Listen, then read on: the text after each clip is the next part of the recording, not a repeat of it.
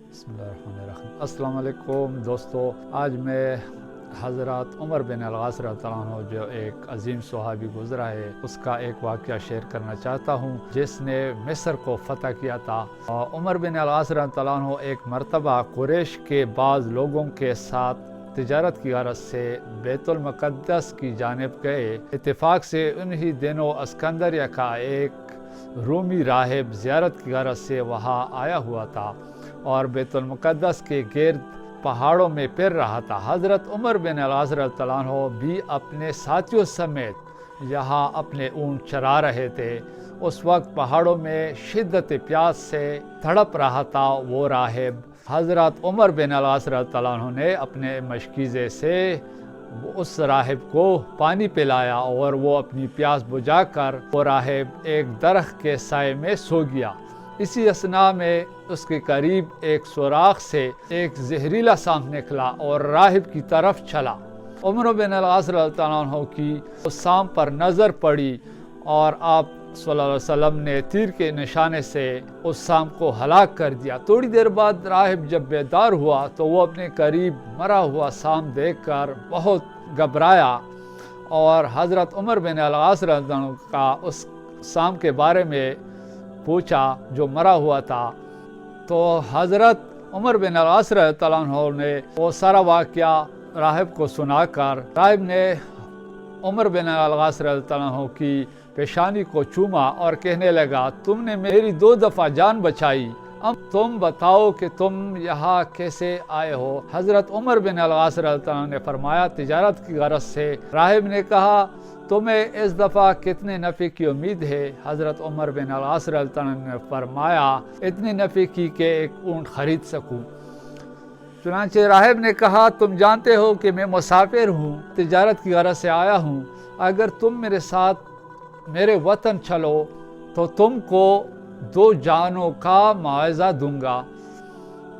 2 جانوں کا معاوضہ مطلب 200 اونٹ بنتے ہیں۔ حضرت عمر بن العاص رضی اللہ عنہ نے فرمایا، تم کہاں کے رہنے والے ہو؟ راہب نے کہا، ملک مصر میں اسکندریہ کا ایک شہر ہے، وہی میرا وطن ہے، تم میرے ہمراہ وہاں چلو۔ میں خدا کو گواہ بنا کر کہتا ہوں، میں اپنا وعدہ ضرور پورا کروں گا اور پھر بحفاظت تمہیں ساتھیوں کے پاس پہنچا دوں گا۔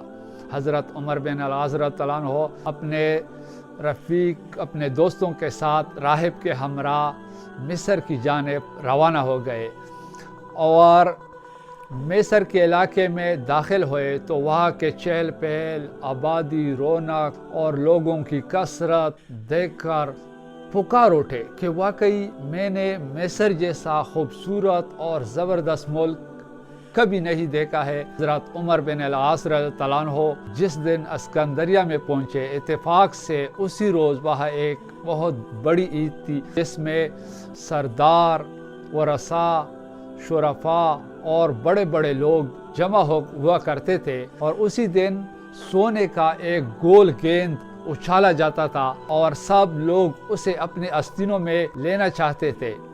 قدیم زمانے سے یہ عقیدہ چلا آ رہا تھا کہ جس کی آستین میں وہ گیند چلا جائے وہ اپنی عمر میں ایک دفعہ مصر کا بادشاہ ضرور ہوگا۔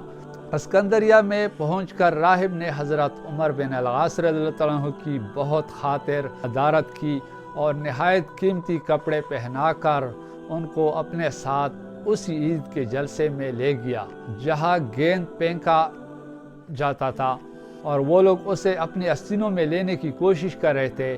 اتنے میں گیند پھینکا گیا اور وہ سیدھا حضرت عمر بن العاص کی رضی اللہ عنہ کی آستین میں داخل ہو گیا۔